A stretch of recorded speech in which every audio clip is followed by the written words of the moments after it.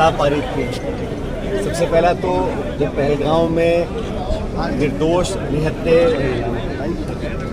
लोगों को जिस तरह उन पर आक्रमण किया गया, मैं समझता हूँ ये आतंकवादी ये देश पे प्रहार था।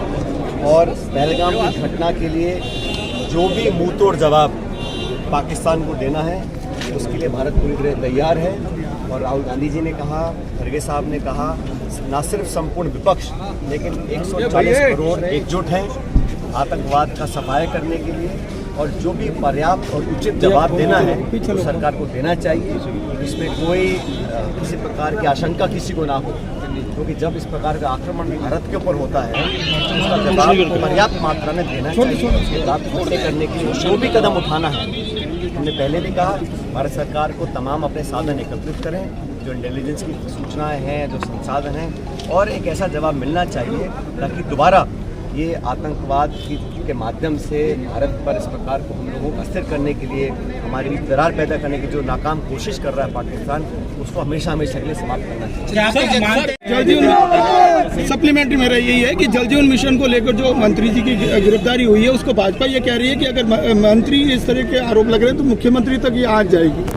हम लोग सब जानते हैं कांग्रेस पार्टी हमेशा करप्शन के खिलाफ रही है और कोई भी व्यक्ति हो कानून से ऊपर नहीं हो सकता। लेकिन ये पूरा देश जानता है जिस प्रकार भारत सरकार ने इंफॉर्मेशन डायरेक्टरेट ईडी को, सीबीआई को, इनकम टैक्स को, पुलिस को एक हथियार बनाया हुआ है पॉलिटिकल विरोधियों को टारगेट करने के लिए।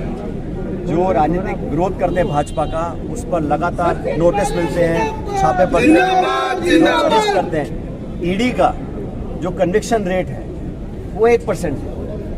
सुप्रीम कोर्ट ने ईडी को कहा तुम लगातार लोगों को अरेस्ट करके लाते हो, तुम केस लगवाते हो और 1% लोग कन्विक्ट होते हैं, सिर्फ 1%। मतलब ये सिर्फ लोगों को भयभीत करने के लिए, डराने धमकाने के लिए, जो भाजपा के विरोध में है उसके ऊपर इसी से कार्रवाई करेगी, सिद्ध हो चुका है।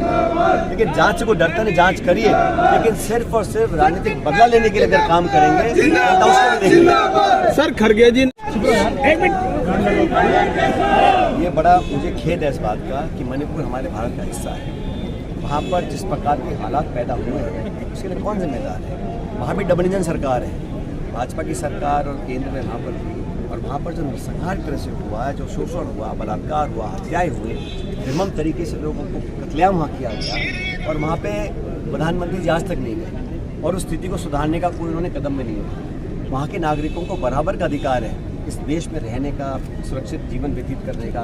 उसके लिए क्या क्या केंद्र सरकार ने अपनी सत्ता बचाने के लिए सारे हथकंडे अपना लिए, लेकिन वहाँ के लोगों के जख्मों पर मरहम लगाने के लिए एक बार भी ना तो प्रधानमंत्री जी गए, ना वहाँ उनको ध्यान देने का टाइम लग रहा होगा। लेकिन मैं मानता हूँ भारत सरकार ने तीसरी बार सरकार जीत कर आई है, लेकिन जो बात 400 पार की करते थे अब 240 पर तक गए। ये सरकार बैसाखियों पे चल रही है, नीतीश कुमार जी और नायडू जी की बैसाखी। न जाने कब कौन क्या खेल खेलते, लेकिन ये घमंड और अहंकार की जो राजनीति है, प्रतिशोध की राजनीति है, विरोधियों को दबाने का जो काम केंद्र सरकार करती है, बहुत दिन चलेगा नहीं। राहुल गांधी जी और खड़गे जी और हम सब लोग मिलकर लड़ेंगे। हम लोगों ने अभी अगले कुछ हफ्तों के अंदर हमें संविधान बचाओ रैली हम लोग हर जगह निकाल रहे हैं, देश प्रदेश में, जिला मुख्यालयों पर। और अब ये जो जातिगत जनगणना है इसमें सरकार ने घोषणा कर दी फिलहाल के लिए, लेकिन हम ये चाहते हैं कि घोषणा खाली घोषणा ना रहे। तो कांग्रेस पार्टी पूरा दबाव बनाएगी ताकि ये घोषणा को कारगर साबित करने में को पीछे ना हटे। और अब जब घोषणा हो चुकी है तो समय सीमा बांधकर इस पर कार्रवाई करवाएंगे कांग्रेस की पार्टी। ठीक है। इसमें गड़बड़ी का सबसे पहले तो जो भर्तियों में गड़बड़ी हुई है इसके तमाम सबूत सामने आए हैं। और जब से नई सरकार बनी है, भाजपा जब विपक्ष में थी तो बहुत सारे वादे करती थी, और मैंने खुद कई बार इस बात को उठाया कि जो आरपीएससी है उसका एक पूरा मूलचूक उसका पुनर्गठन होना चाहिए।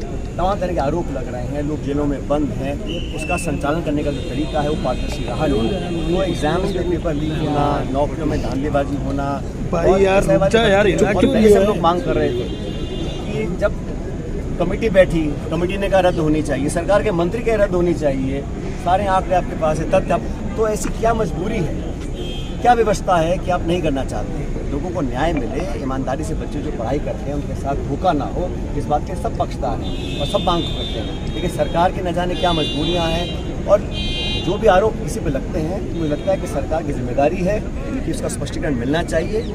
आपको याद होगा जब हमारी सरकार केंद्र में थी, यूपीए सरकार थी, तो किसी मंत्री पे अगर जहाँ आरोप भी लगता था तो सोनिया गांधी जी एक नैतिकता के आधार पर लोगों को इस्तीफा देती थी, चाहे वो बंसल जी हों, चाहे शशि थरूर जी हों या बाकी लोग हों। और अब कोर्ट के निर्णय जो सामने आ रहे हैं, कॉमनवेल्थ गेम्स पर आरोप लगाया था, CWG घोटाला कहा गया था, कथित घोटाला, कोर्ट ने कहा कि ये मामला चलान करने लायक ही नहीं है, सिरे से खारिज करते हैं। लेकिन बावजूद उसके कांग्रेस के नेतृत्व की नैतिकता थी कि अपने मंत्रियों को पाक साफ दिखना भी चाहिए, और उठता था तो पहले इस्तीफा लेते थे, फिर जांच कराते थे। ये जो सरकार यहाँ आरोप लग रहे हैं और कोई सफाई देने को तैयार नहीं है, तो जनता भी सब देख रही है कि क्या कार्यशैली है। और मुझे दुर्भाग्य से कहना पड़ रहा है, प्रदेश में जो सरकार चल रही है ये सिर्फ नौकरशाह को चला रहे हैं, और जो सरकार के भी मंत्री और विधायक हैं वो भी रोते फिर रहे, उनकी कुछ सुन नहीं रहा। तो कौन चला रहा है, कौन नेतृत्व कर रहा है, कैसे इसका संचालन हो रहा है, इतने सत्ता के केंद्र बन चुके हैं, आपस में इतना खिंचाव चल रहा है, समझ में नहीं आ रहा। और मैं तो समझता हूँ कि 1.25 साल कम नहीं होता, जो शुरू का साल होता है बहुत महत्वपूर्ण होता है, उसमें जनता को दिशा मिलती है सरकार को। यहाँ तो जिन्होंने वादे किए थे, चाहे वो नौकरी हो, भर्ती हो, पेपर लीक हो, RPSC हो, करप्शन हो, निर्माण हो, विकास हो, उन सब बातों पर भाजपा कहाँ खरी उतर पा रही है, जनता सब देख रही है। सर